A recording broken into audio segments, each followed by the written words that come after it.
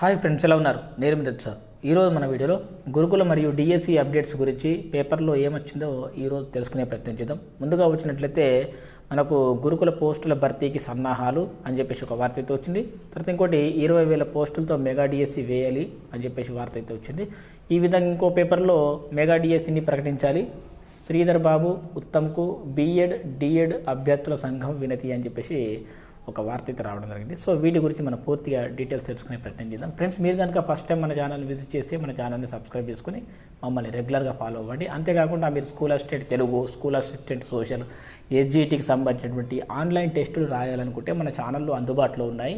ఒకవేళ మీరు కూడా ఆన్లైన్ టెస్టులు రాసి మరి మీ అభ్యసనాన్ని మెరుగుపరచుకోవాలనుకుంటే, మనం చదువుకున్నది ఎంత వచ్చిందనేది మనకు తెలవాలంటే డెఫినెట్గా మనము ప్రాక్టీస్ చేసుకోవాలి. ప్రాక్టీస్ ఎట్లా? మనం ఆన్లైన్ టెస్ట్ మన ఛానల్ అందుబాటులో ఉన్నాయి. సో అవి మీకు రాసుకునే ప్రయత్నం చేయండి.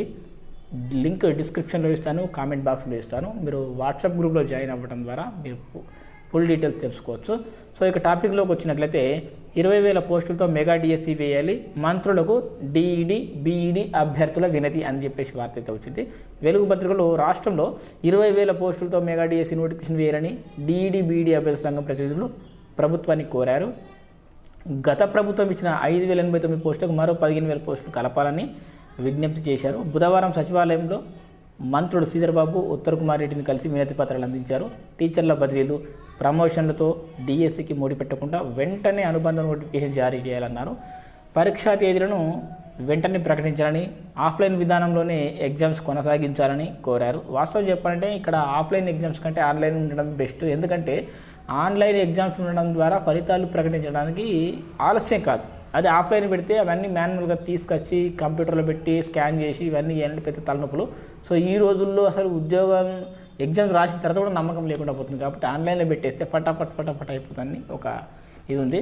సో ఇక కొంతమందికి అనుకోవచ్చు, ఆన్లైన్లో ఉంటే పేపర్ లీక్ అయినాయి కదా గ్రూప్ 1 గ్రూప్ 2 అంటే. నిజాయితీగా పని చేస్తే ఎక్కడైనా చేయొచ్చు. నిజాయితీగా పని చేయొద్దు, లీక్ చేయాలనుకుంటే ఏ రకంగానే లీక్ చేస్తారు. కాబట్టి మనకు అది ఇంపార్టెంట్ కాదు. అది ఏ రకంగా పెట్టినా మనకు పారదర్శకంగా, నిజాయితీగా, నిబద్ధతతో ఎగ్జామ్స్ నిర్వహించడం ఇక్కడ ముఖ్యం. సో ఇది పరిస్థితి. ఇక దరఖాస్తుకు ఇంటర్ డిగ్రీలో అర్హత మార్కులు 40% తగ్గించి నోటిఫికేషన్ సవరించాలన్నారు. చాలామంది ఈ 40%, 45%, 50% అనుకుంటా. సో ఇందులో చాలామంది నష్టపోతున్నారు. అందరికీ 40% ఉంటే, మినిమం 40% ఉంటే అందరికీ న్యాయం జరుగుతుంది. కాగా కొంత టైం తీసుకొని మెగా డిఎస్సి నోటిఫికేషన్ జారీ చేస్తామని మంత్రులు హామీ ఇచ్చినట్టు వారు చెప్పారు. అంటే ఇప్పటికిప్పుడు చేయాలంటే 9,000, 10,000తో చేస్తాం, కానీ మీరు 20,000, 15,000 అనేసరికి సరే గవర్నమెంట్ ఇప్పుడు విద్యాశాఖకు మంత్రి కూడా లేడు కాబట్టి సో ఈ నిర్ణయం తీసుకుంటామని చెప్పే త్వరలో. ఇక తర్వాత వచ్చినట్లయితే గురుకుల పోస్టుల భర్తీకి సన్నాహాలు, మెరిట్ జాబితాలు సిద్ధం, హైకోర్టు కేసుల నేపథ్యంలో భర్జన, త్వరలో స్పష్టతపై ఆశాభావం, సర్టిఫికేట్ల పరిశీలనకు సన్నాహాలు, అధికారులకు నేడు ఓరియంటేషన్. వాస్తవం చెప్పాలంటే 28, 29 తేదీల్లో వాళ్ళకు ట్రైనింగ్ ఇచ్చి ఆ తర్వాత ఇప్పటికే ఆల్రెడీ జాబితా రెడీగా ఉంది, ఫైనల్ లిస్ట్ రెడీగా ఉంది. దాన్ని ప్రకటించి 1:2 సెలక్షన్ లిస్ట్ పెట్టి ఈ పెద్ద విషయం కాదు, అదంతా చేసేయచ్చు. సో ఇదంతా చేయాలంటే ఇప్పుడు కోర్టు కేసులు అడ్డంకగా ఉన్నాయి. ఈ కోర్టు కేసులని తొలగించి వెంటనే పేమెంట్ ఆర్డర్స్ ఇవ్వడానికి తగిన ప్రయత్నాలు చేయాలని చెప్పేసి ప్రభుత్వాన్ని అభ్యర్థులు కోరుతున్నారు. సరే ఏది ఏమైనా మరి ఇది హారిజాంటలా లేదంటే వర్టికలా? మరి హారిజాంటల్ రిజర్వేషన్ అమలు చేస్తారా, వర్టికల్ రిజర్వేషన్ అమలు చేస్తారని చెప్పేసి 1000 కళ్ళతో ఎదురు చూస్తున్నారు. సో తొందరగా ఈ విషయంలో నిర్ణయం తీసుకొని వెంటనే క్లారిటీగా ఒక ఫైనల్ డెసిషన్కి వచ్చి ట్రిప్ అధికారులందరూ వెంటనే మరి పోస్టింగ్ ఆర్డర్స్ ఇస్తే బాగుంటుంది. సో ఈ అకాడమిక్ ఇయర్ ఇట్లా అయిపోయింది. సో ఈ అకాడమిక్ ఇయర్లో వచ్చే పోస్టింగ్ ఇచ్చే అవకాశం కూడా లేదు. బట్ ఇవ్వచ్చు కూడా, కానీ అంత రిస్క్ తీసుకుంటారని నేనైతే అనుకోవట్లేదు. సో ఖచ్చితంగా ఇది జూన్ వరకు వెళ్తుంది. జూన్ వరకు వెళ్ళినా పర్వాలేదు, కానీ జూన్లోనైనా అట్లీస్ట్ కొత్త విద్యా సంవత్సరం ప్రారంభమయ్యేసరికైనా సో అందరికీ పోస్టింగ్ ఆర్డర్స్ ఇస్తే అందరికి న్యాయం జరుగుతుంది. వెంటనే డిఎస్సి నోటిఫికేషన్ కూడా ఇవ్వడం వల్ల ఏమైందంటే ఇటు 9,000 మంది వెళ్ళిపోతారు, డిఎస్సికి ఇంకో 10-15,000 మంది వెళ్ళిపోతారు. వాస్తవం చెప్పాలంటే డిఎస్సినే భర్తీ చేయాలి ఫస్ట్ ఎప్పుడైనా. ఎందుకంటే చాలామంది గురుకుల అభ్యర్థులు అందరూ అక్కడ ఉద్యోగం వదులుకొని మళ్ళీ డిఎస్సికి వస్తారు. కాబట్టి ఈ తలనొప్పి లేకుండా ముందే డిఎస్సి భర్తీ చేసి బాగుండే, కానీ అంతా అట్లా జరగలేదు. ఎన్ని చూడలేదు, 2-3 సిచ్యువేషన్స్లో 2-3 ఉద్యోగాల నోటిఫికేషన్లు మనం చూసాం. కాబట్టి సో ఏది ఏమైనా ఒకసారి ఉద్యోగం వచ్చిన తర్వాత దాన్ని వదులుకోగలను ఫ్రెండ్స్. ఈ రోజుల్లో గవర్నమెంట్ ఉద్యోగము చాలా చాలా ఇంపార్టెంట్.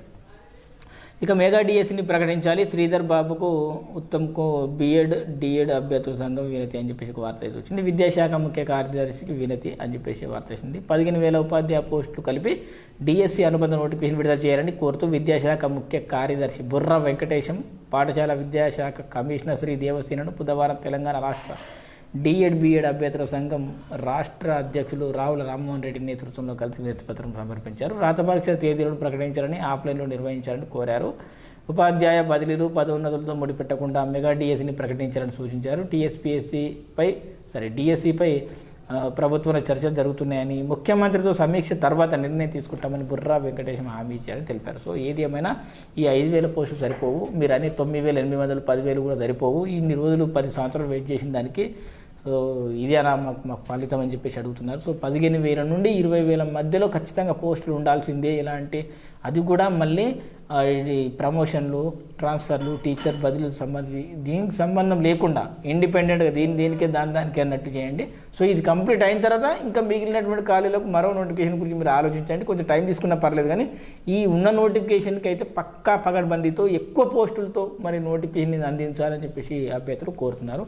సో ఇవి రెండు మన ముఖ్యమైనటువంటి అప్డేట్స్ అనమాట. సరే, మరి ఈరోజు మరి ఎలాంటి నిర్ణయం తీసుకుంటారు, ఎలాంటి అప్డేట్స్ వస్తాయో నేను వెంటనే మీ వీడియో రూపంలో అందిస్తాను. సో మీలో ఎవరైనా సబ్స్క్రైబ్ చేయని వాళ్ళు ఉంటే వెంటనే సబ్స్క్రైబ్ చేసుకోండి ఫ్రెండ్స్. ఇక మీలో ఏమైనా సందేహాలు ఉంటే నాకు వెంటనే ఫోన్ చేయొచ్చు. నాకు ఉదయం అంటే కుదరకపోవచ్చు, స్కూల్ లేని టైంలో ఎప్పుడైనా ఫోన్ చేయొచ్చు. స్కూల్ ఉన్న టైంలో మాత్రం సాయంత్రం 5 తర్వాత మీరు ఫోన్ చేయండి. ఉదయం 6 లోపల ఎప్పుడైనా చేయొచ్చు ఫ్రెండ్స్. ఇది ఫ్రెండ్స్ ఇవాళ వీడియో. సో మీలో ఎవరైనా ఆన్లైన్ టెస్టులు రాయాలంటే మన ఛానల్లో అందుబాటులో ఉన్నాయి. స్కూల్ అసిస్టెంట్ తెలుగు, సోషల్ మరియు ఎడ్జిటీకి సంబంధించిన ఆన్లైన్ టెస్టులు ఉన్నాయి. రాయాలనుకునేవారు వాట్సాప్లో జాయిన్ అవ్వండి. లింక్ డిస్క్రిప్షన్లో ఉంది మరియు కామెంట్ బాక్స్లో ఉంది. Thank you friends. Thanks for watching. Bye.